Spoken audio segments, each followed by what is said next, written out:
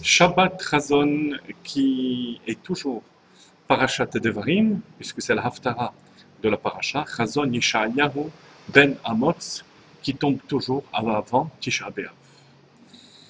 Et bien entendu, il y a une relation étroite entre la notion de Chazon et Devarim, et cela, on va le comprendre à travers un mashal, une parabole de Rabbi Levi Yitzhak de Barditchov. La parabole est la suivante. Il y avait une fois un prince à qui le roi, son père, voulait faire un cadeau d'un très beau vêtement. Et il lui confectionna ce vêtement. L'enfant, qui n'était pas conscient de la valeur de ce vêtement, le salit et le déchira. Une première fois. Et une deuxième fois, dans sa grande bonté, son père lui confectionna de nouveau ce vêtement. Et malheureusement, ce deuxième vêtement eut le même sort que le premier, il fut abîmé par l'enfant. La troisième fois, le père comprit que l'enfant n'était pas au niveau de recevoir ce cadeau. Alors il confectionna ce vêtement, mais le garda caché, et de temps en temps, il montrait ce vêtement de loin à l'enfant pour que l'enfant réalise la valeur de ce vêtement et qu'au moment voulu, il pourra le lui donner sans aucune crainte de le voir détruit. De même, les enfants d'Israël eurent le premier Beth Amikdash, le deuxième. Et Mipnei Chataenu Galinu Me'artzenu, on a été exilés à cause de nos fautes, notre maison fut détruite. Et là, Akadosh Baruch Hu a préparé le troisième Beth Amikdash. Il est là. Et Akadosh Baruch Hu nous le montre de temps en temps. De temps en temps, c'est pendant Shabbat Chazon, le Shabbat de la vision. Pendant ce Shabbat, chaque juif a une vision du troisième Beth Amikdash. Et c'est exactement le thème de Chumash Devarim. Puisque on peut aisément se rendre compte qu'en même temps, ce Shabbat, qui est Shabbat Chazon, est le Shabbat le plus proche de la destruction, donc un niveau extrêmement bas, qui exprime une irida, une descente extrêmement forte, mais en même temps, c'est le moment où on voit le plus, avec le plus de clarté, le troisième Beth Amikdash. Ces deux aspects opposés ou inverses, on les retrouve dans la paracha de Devarim.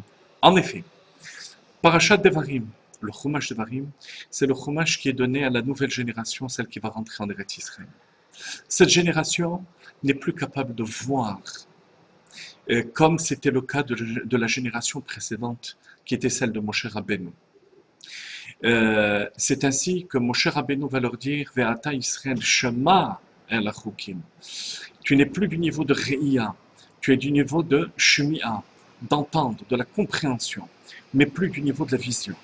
La vision, c'était le niveau d'Ordéa, de la génération qui est sortie d'Égypte. Malgré tout, malgré cette descente, qui s'exprime à travers le Chumash de Devarim, il va y avoir une supériorité de cette génération qui va rentrer en Eretz Israël. Quelle est cette supériorité? Le Koach HaMesirut Nefesh, le don de soi. C'est la raison pour laquelle le Shema Israël, qui exprime le Mesirut Nefesh, le don de soi de chaque juif, ne se trouve que dans le Chumash Devarim. Donc, on voit que, on peut se rendre compte que la descente au niveau de l'entrée en Eretz Israël, Eretz Canaan, qu'on va transformer en Eretz Israël, qui nous éloigne a priori de la vision de Dieu, va réveiller, susciter chez le peuple juif le dévoilement du Koach HaMesirut Nefesh, du don de soi. Donc, c'est une irida, une descente, l'Etzorech Aliyah, dans le but d'une montée. De même que ce Shabbat Chazon, c'est une descente, on s'approche de Tisha B'Av, mais dans le but d'une montée de la Aliyah du troisième Beth Amikdash. Quelle est la différence entre voir et entendre? Lorsqu'on voit, on voit la Gemara dit au sujet de Aïd Naaseh Dayan, que la vision est quelque chose de tellement forte que on ne peut plus ébranler la certitude de quelqu'un qui a vu. Reya, c'est Vadaout. c'est la certitude.